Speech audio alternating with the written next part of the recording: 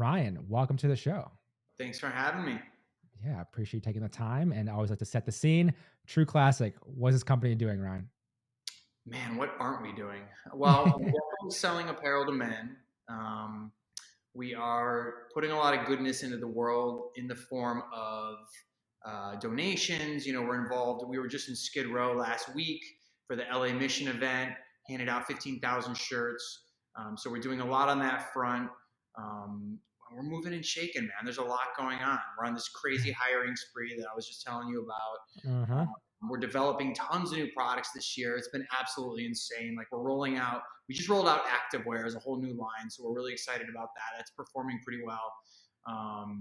Actually, it's performing better than we expected. And then we have chinos rolling out. We have denim rolling out in the next 2 months. So just a huge year for the product development team and just customer acquisition in general. But just so I much love it. happening here.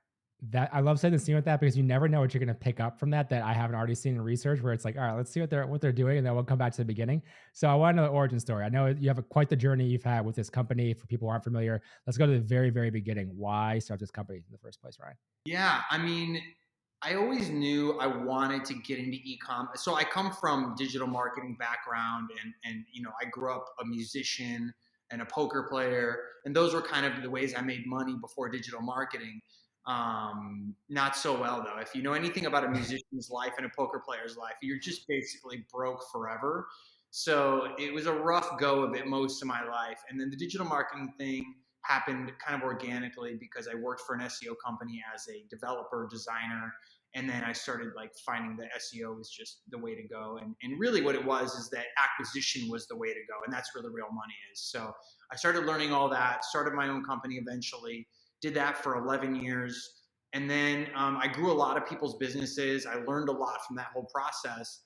And then I just knew that whatever I got into, I was just going to be more intentional, more thoughtful, and execute faster, and also just be way more creative than anyone in the space that I was competing with. So the way that the t-shirt thing came about was I was kind of looking at different options of things to sell, and the t-shirt thing just happened organically. I just kept noticing that I kept getting frustrated by the fact that I felt like the shirts on the market for men just weren't really built for our bodies. They were just kind of this standard default boxy style.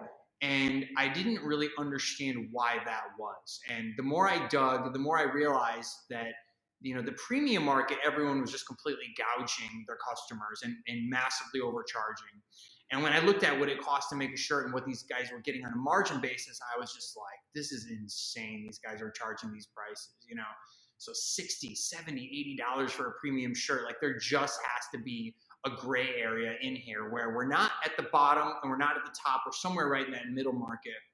So I went on this journey of just trying to figure out what I would really want out of a shirt and what I think people would really like and what that price point would be.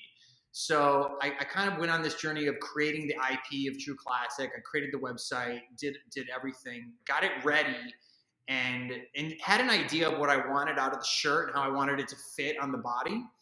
And before I was really able to launch, I thought I need a partner who's like knows apparel to where I can, because I wasn't really an apparel guy. I knew what I liked, but I didn't know how to Yeah. really make it come to fruition. So I hit up my buddy Matt, who's one of my co-founders, and he's more on the finance tech side of things. And so he was like, I got the perfect guy. It was Nick, who's my other co-founder, who comes from a strong apparel background. And he knew exactly what I wanted when I told him. He was like, I can absolutely do that. And the first prototypes were just like, they were perfect. Like right out the bat, he knew exactly how to make and bring my dream to fruition. And that really started it, man. I mean, it was just one phone call, and I gave away so much equity on that one phone call. Looking back, it was the most expensive call I ever made in my entire life. And yeah, it really just started from that. And then, we started it with no money virtually. I mean, it was kind of a handshake deal. And we got our first manufacturer on a relationship. So it was really just like, hey, can we get a credit line, a small credit line, nothing crazy? And then, do we have room to ramp up? And it was a big manufacturer who just happened to have a relationship with Matt. And so it just all aligned for us kind of perfectly. And since I had the digital marketing background, we didn't have to go in debt and hire a million people. I could do all the marketing head to toe for the first probably 7 or 8 months before we hired anybody. And then Nick was doing like all the customer service and the product development and negotiating with the manufacturers. And Matt was kind of dealing with like the vendor contracts and just making sure that the financiers were in order. And that was kind of the beginning. There's a few things I want to go back to. One being on the differentiation side of things. You kind of saw what was in the market. You obviously knew there was an opportunity to get something different. That's why you started this company. Just say anything more of that and how you thought about it, how you wanted to pursue in terms of like what True Classic would be. Because a lot of entrepreneurs starting see something, have an idea for something, but like they don't really think about positioning necessarily or how that everything. I'm curious about how you thought about that, Ryan, with True Classic. So one thing that I absolutely knew in whatever market that I wanted to tackle was that like people have to be able to pin you to something, right? Like they have to be able to say that, oh, you're that brand that does that thing. So I knew right away that I wanted to go super narrow. I knew that I just wanted to do crew neck. I just wanted to do a few colors, and I just wanted the fit to be very specific so that people could really pin it down and go, oh, that's the best crew neck, and that it's the best because of how it feels and the way that it fits, right? I didn't want to come out with like 10 different products because once you're the everything product, you're just Gap, essentially. You're not anything. You're just everything. So it's hard for Yeah. people to really narrow it down. So that's kind of how I think about it. And now obviously we've exploded into everything, but it's because we can bring that value. But originally what I wanted to do was actually even more narrow. I wanted to just do black and white. I wanted to be like the best black and white everything. So start with Yep. like a black shirt and a white shirt and just be the best black and white crew neck shirt that existed on the market. But I very quickly realized after talking to Nick, it was just like, yeah, but like most of the market's going to want more than black and white. Even though I had all these great ideas for creative and how the whole site would just be black and white and Uh-huh. everything was really cool, right? To really run with it. Yeah. And definitely lets you stand out too because no one has really, really gone that narrow. But once you get in it, you realize there's just like you would be neglecting such a massive piece of the market by going that route. But so that's kind of how I think about it. So from that, there's a lot to go into, obviously, with the marketing side that we will in 1 second. But early manufacturing, obviously, you said you had that relationship with a manufacturer, which is very helpful in any type of apparel company as well. But take me through more of the product then with them that you knew you wanted to develop. So you might kind of mention the fit itself. Was there certain materials you wanted? Was there certain things around that? Like, okay, this is cheaper than that. Just take me through more of that because the product itself is like everyone raves about it. I'm curious more about the product. Yeah, for sure. Originally I wanted to do bamboo, and once we started figuring out how difficult it was to kind of manufacture and how costly it was, we kind of killed that idea right off the bat. I had always loved bamboo shirts kind of growing up. It was like, even though they were a little expensive, I just loved them. I loved the way they felt. So I was like telling the manufacturer, I'm like, look, what's the equivalent? Like what percentage composition can you mix to get that bamboo feel? I don't know if you've ever tried like bamboo sheets or bamboo like anything, but it's insanely soft. It's just like some of the best that you can, other than like Egyptian cotton Cotton, yeah. or cashmere. It's like, it's just really a different level. So what they came back with was a 60-40 blend of polyester cotton. And it's a little bit, more technical than that, obviously. Like there's, you have to brush it. I don't know if you know anything about kind of No. manufacturing, but like cotton has to be brushed in a certain way to get to a certain level of softness.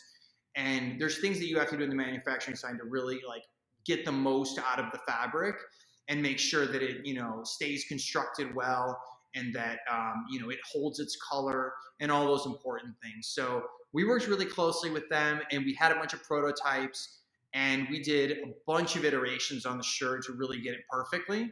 And then once we were good to go, we just went to market with it and that was really it.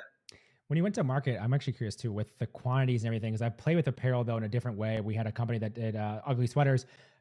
Dealing with sizes and everything can be a nightmare. Take me through more of why you thought about the initial run you did with that manufacturer, and also like size and all that, like details that people don't think about, and until they're in it, they're like, oh shit, like this is actually a lot to think. Like, just take me through that for you. It's insane. And like the other big problem is that when you overbuy and then it doesn't sell through, you're screwed because especially if you're starting out, you have to go really small. So that's what we did. We only did, I think, like 4 or 5 colors, and we only Yeah. did crew neck. So we didn't go to V-neck or long sleeve or anything yet. We just did crew, and we did like, I think, no, maybe it was like 6 colors.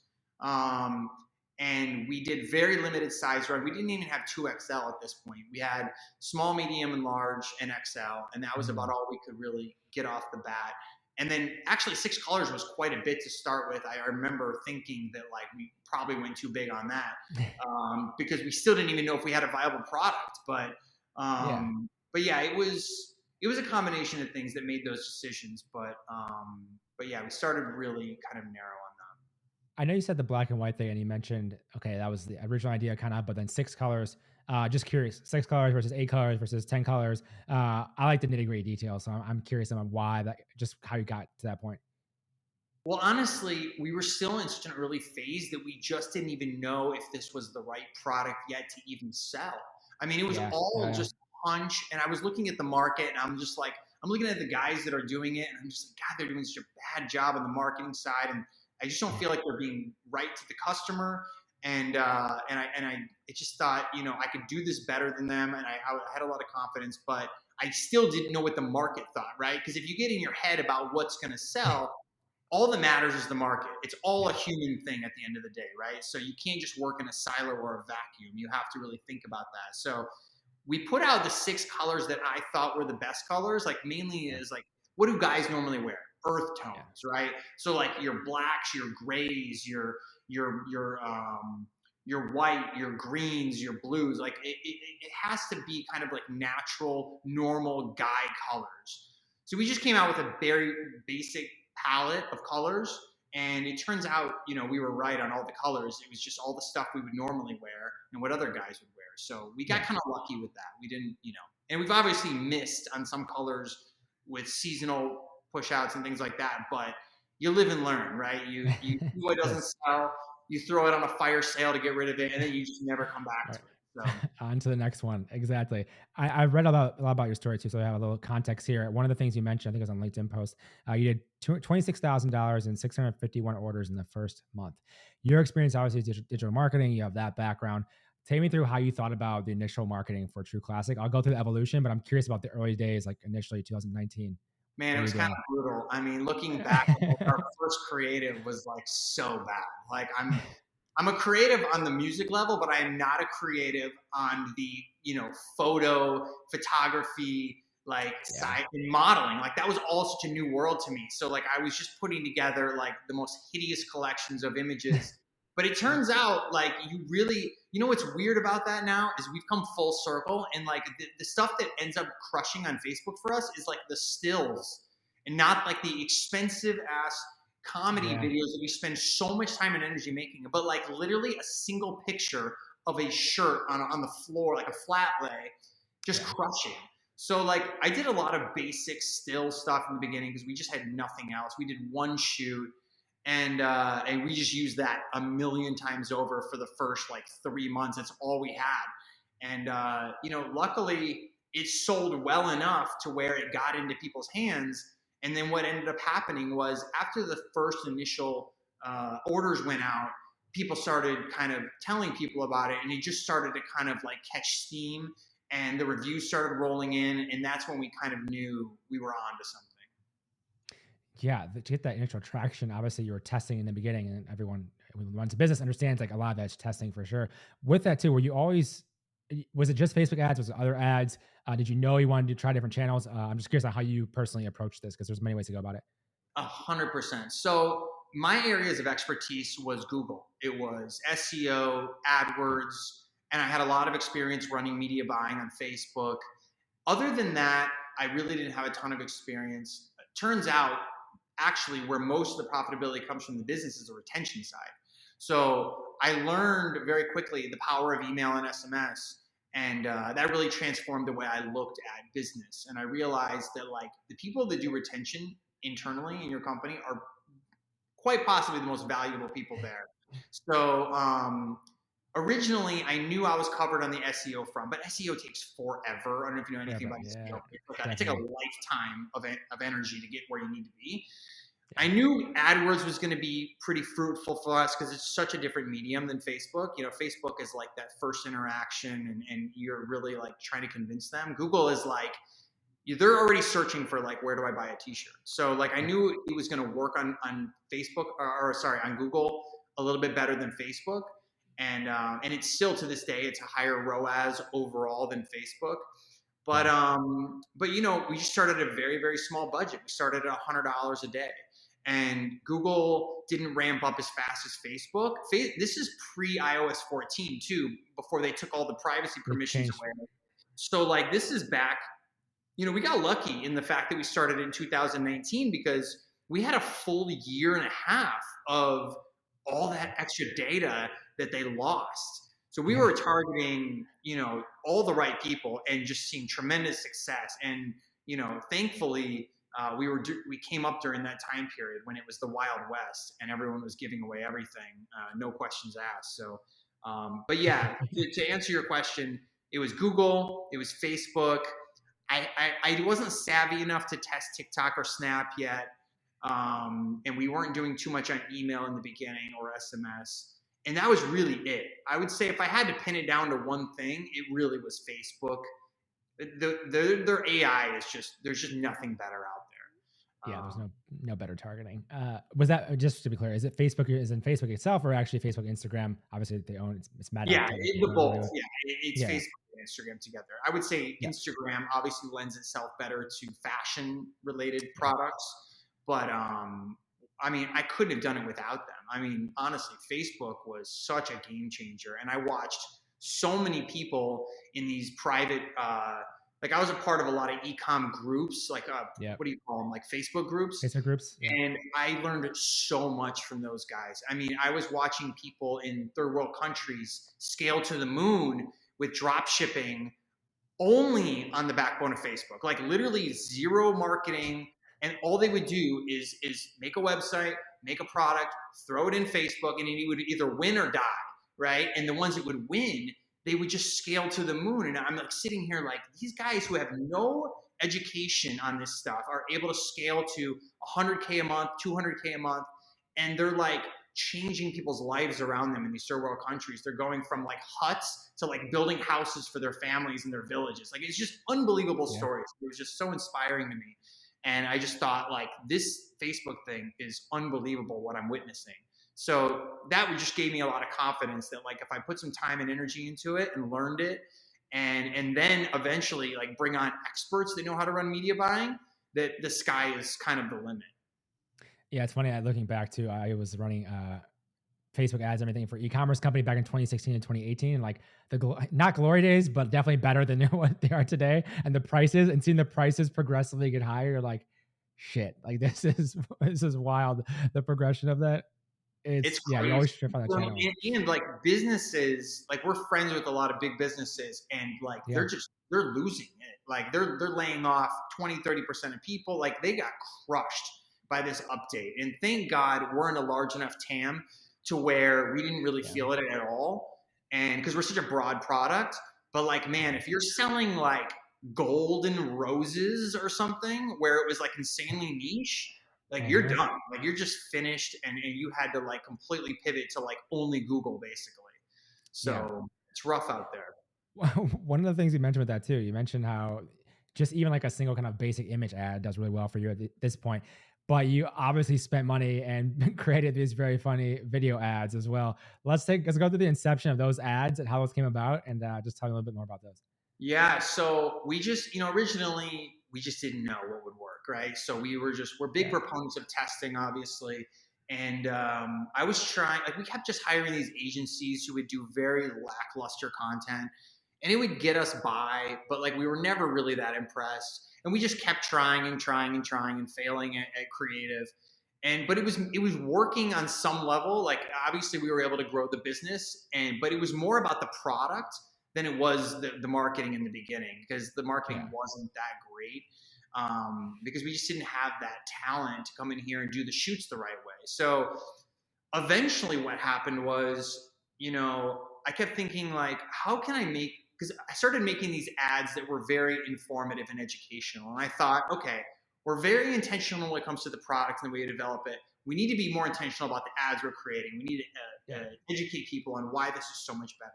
And then what I started thinking was, what if we just started making people laugh and that's all we did? And it wasn't even about selling the product anymore. I bet you that would bring them more value, because then they would feel better, they would laugh maybe, and they would make an emotional connection. And it just played so much into the theme of our business, which is just intentionality. So like when we created our first comedic ad, it was like this light bulb just went off. When I uploaded it to Facebook, and the next day when I saw that ROAS climb to numbers I had never seen before, and I started reading through the comments, and people were saying, I literally am going to buy this just because of this ad made me laugh. It was just like a light bulb went off, and I was like, oh, this is it. Like, I'm only doing content on comedy from here on out. Like, I really, and then it also made me realize, like, how great is it if you can just create content to make people's day better, and you're not even selling the product really, you're just there to make them laugh. Like, to me, that's the best thing you could be doing, right? So even though we still do a lot of content around shoots and like the kind of the traditional media, the comedy just works so well for us, and we're still growing into it. We're using a lot of new people. Obviously, GregTube has been a huge hit for us. Those are the two guys from Philly that do most of our ads. They're kind of like the face of the brand now. But there's so much room for improvement, and I just see comedy as such a great way to build that, connection with people and just kind of, make their day a little bit better. Plus, like, how annoying are ads for the most part? Like, they're usually really lame. They don't get the product value props across whatsoever. They always miss. And then I'm like, I just want to be the guy that just makes people laugh and makes it better than everybody, what they're doing. I mean, you really only remember the ads that make you laugh anyway, right? So like, why not fall into that bucket? So people, it's memorable, way more memorable to know who True Classic is, and obviously then your product inherently. I want to go through more of like the scaling upside, because obviously there's a level of getting started, very tough, figuring out the right products, manufacturing, all of that, initial kind of feedback. But you got feedback initially, was great. You're growing. This is lovely. But going from zero to like 150 million that doesn't just happen overnight. It happened very quickly in this case being 3 years or so. But just take me through more of that in terms of scaling, especially let's talk about more of the marketing side of that first, and how that happened. And we can get into more of the people building, all that sort of thing in a second. But I want to know more about the marketing as you scaled and what kind of helped you in that regard. I mean, what it all came down to was understanding. So if you're living and dying by Facebook, for example, the most important metric that means anything to the business is what's called your break-even ROAS, right? So like, so what Facebook takes into consideration, which is great, is the conversion value of what you're selling. So that when you see that ROAS number, you know that you spent $1 and made $1.50, right? So you made 50 cents profit. Now, but what's even more tricky is you have to take into account your OpEx, right? Like your expenses, your overhead, everything else that like takes that 150. So your break even is not $1, it's $1.75. So even if you're making $1.50, you're still losing 25 cents, right? Which is deceiving because you think you're making money, but when you run your P&L, you're like, oh shit, we actually lost this month, right? So you have to find that metric. To me, especially when you're starting out as a business, is so insanely crucial to understand what your break-even ROAS is before you can do anything, because that's kind of your holy grail metric that you can just continue to scale. Because as long as you just keep upping those budgets and you're not saturating your creative, you have to just kind of live and die by that metric. And that's what we did. Now, as you scale, you run into this, what they call frequency problem, which is when you start hitting the same people with the same ads, right? Even though the pool targeting is so big, you have to scale your creative accordingly. So what we did is we just started working with everybody all the time. And we just kind of like started overloading ourselves with working with all these agencies. And we didn't have the in-house crew that we have now.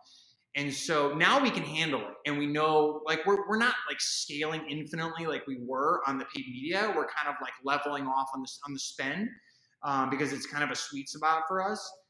But we are kind of incrementally going up on that.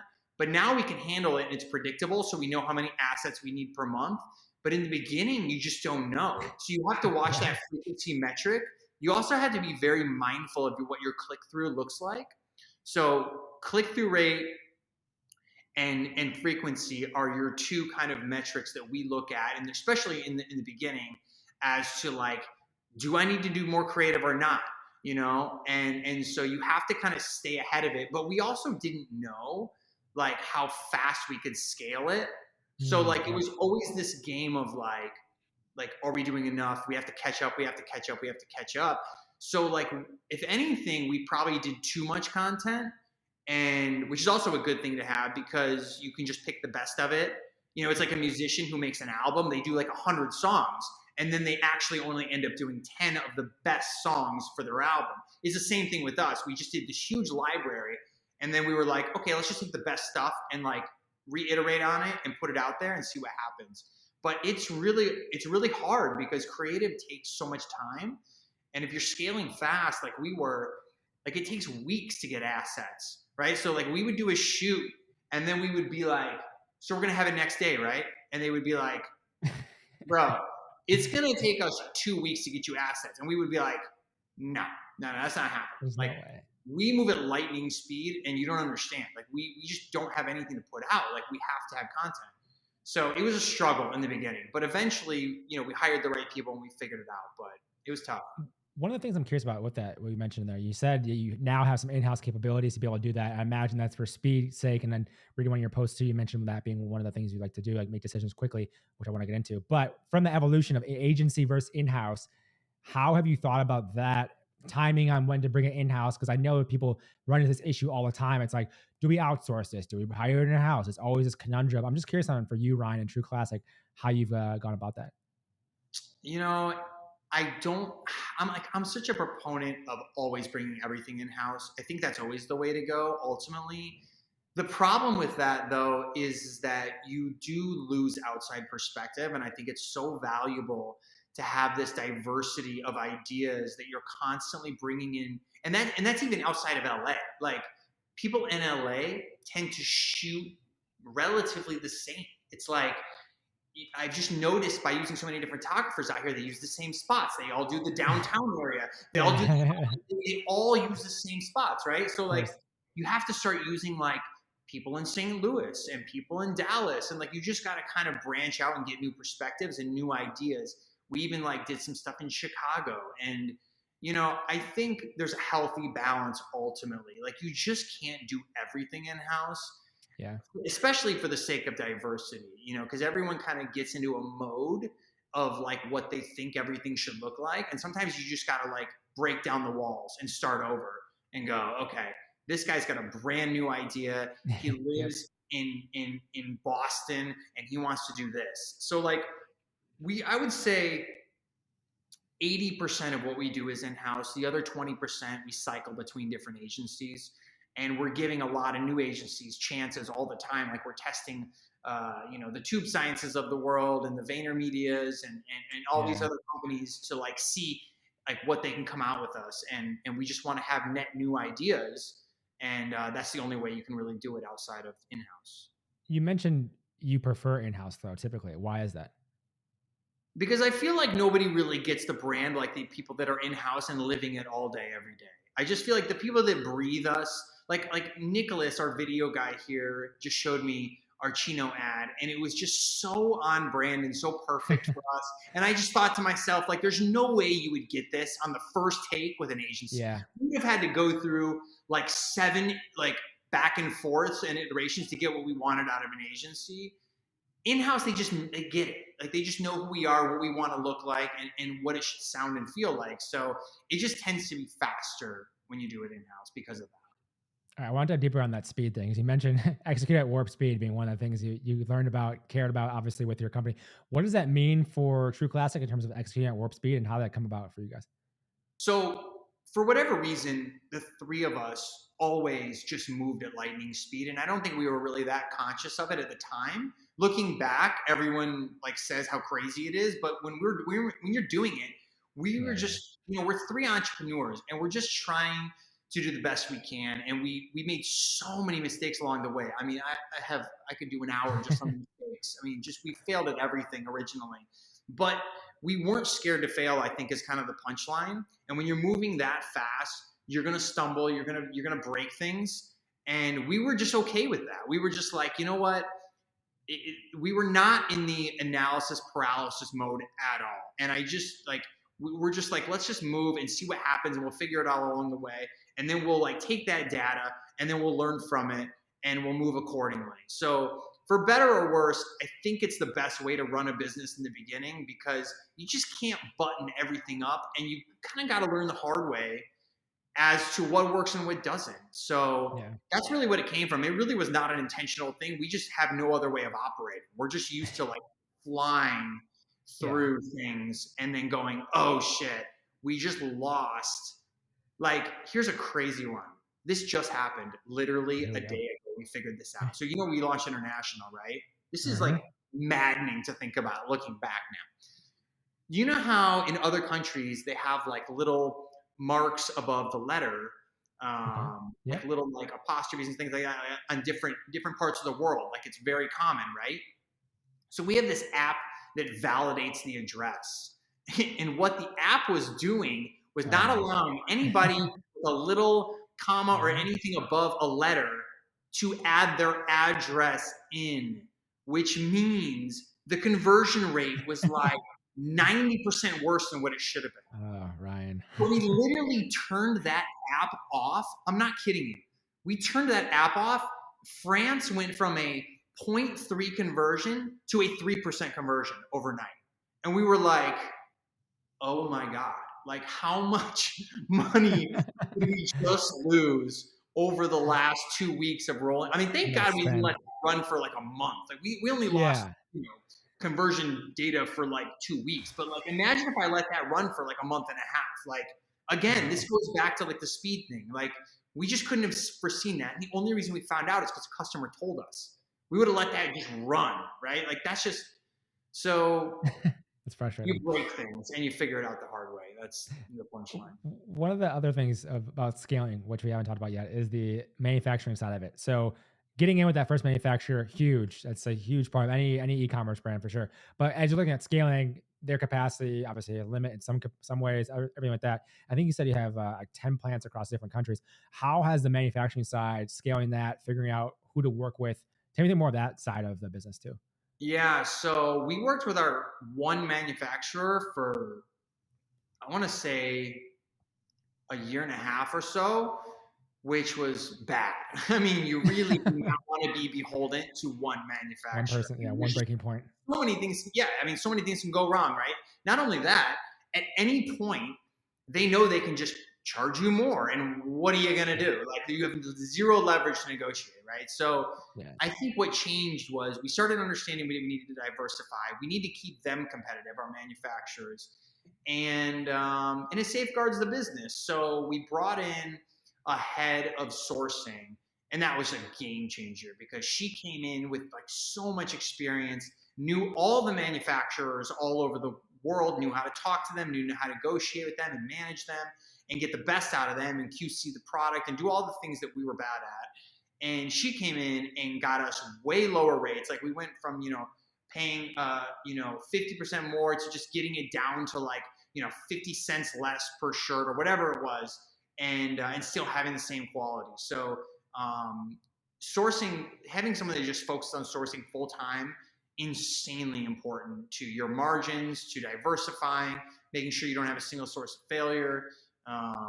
Just so important, and it's just made our life so much better. And with the capacity issue, you can only do so much, right? Like you yeah. you you grow out of manufacturers. They can only handle 100,000 units a month or whatever it is. So you have to like be moving in parallel to figure out like, okay, this one over here can handle the load.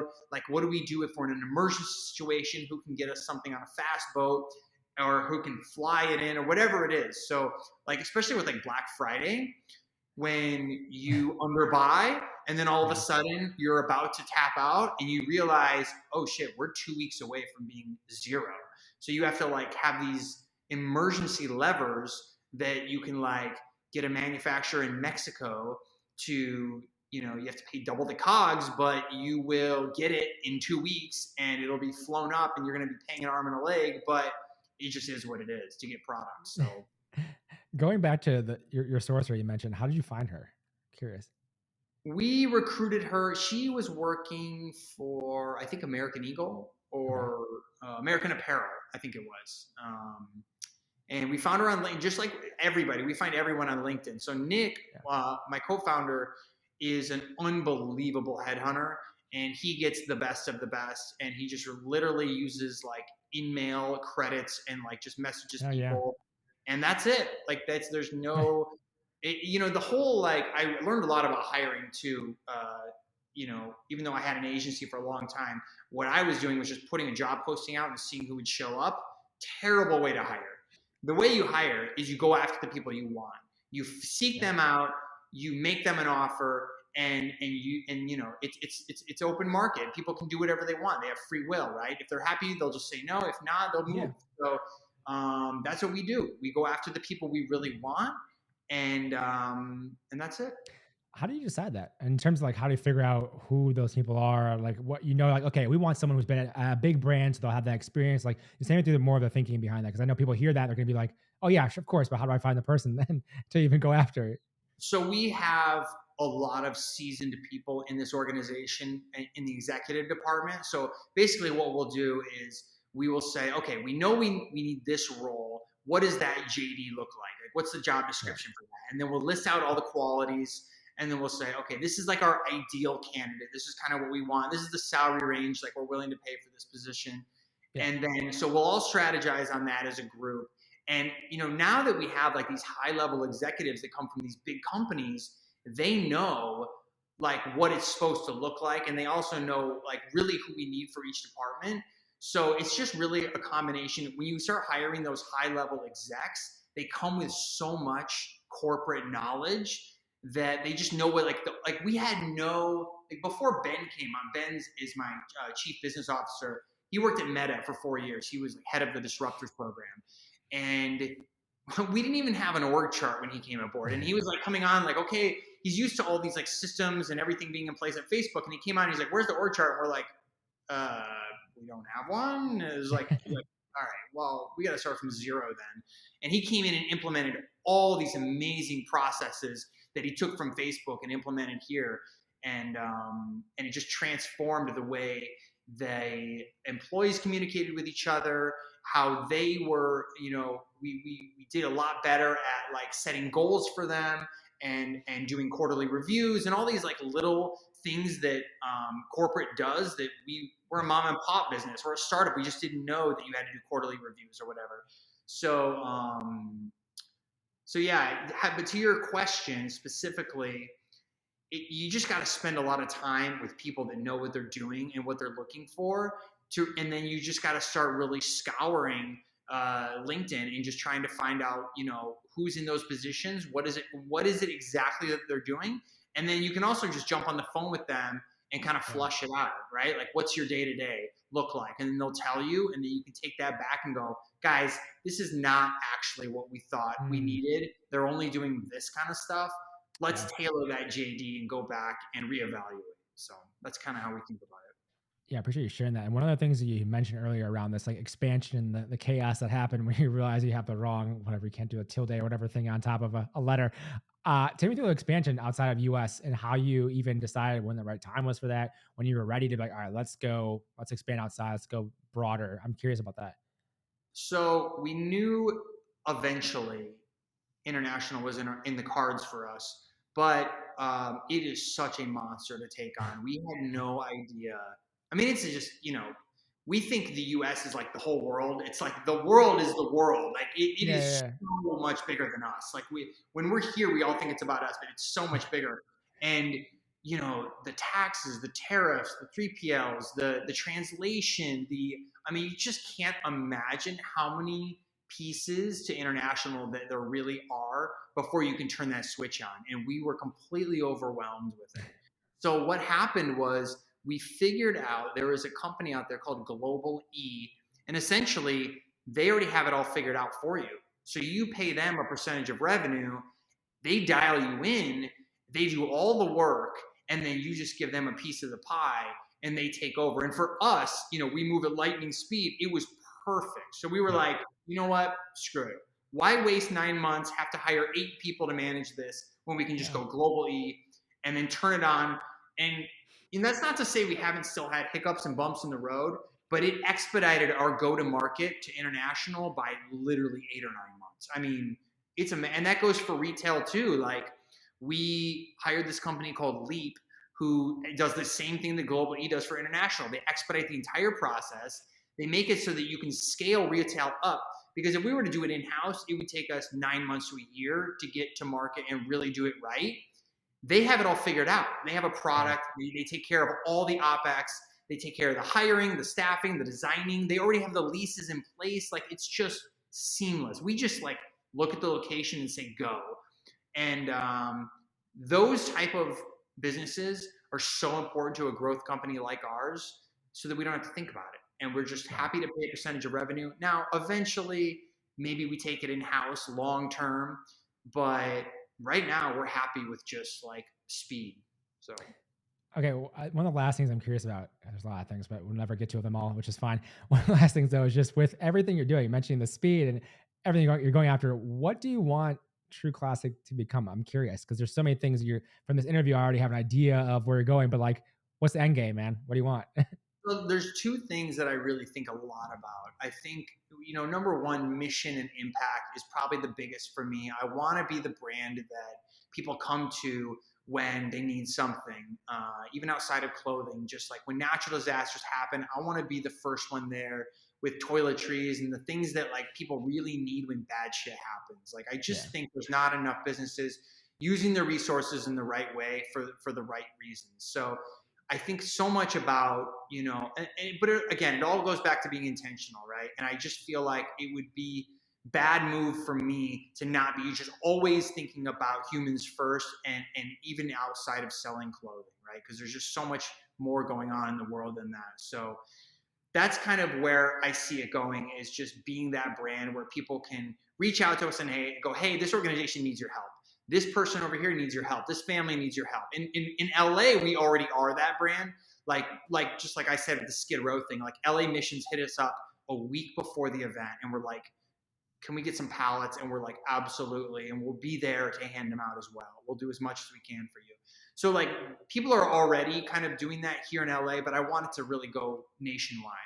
And then on the business side, I see us being bigger than Levi's. Like, I really see us as, because, Levi's is an unbelievable brand and they're very classic like us, and they're, they're very all American like us. But I really just see us being way more intentional, and just being over indexing on that, and just being way more thoughtful about everything product and advertising and marketing and people and customer service and everything that it takes to really run a good business.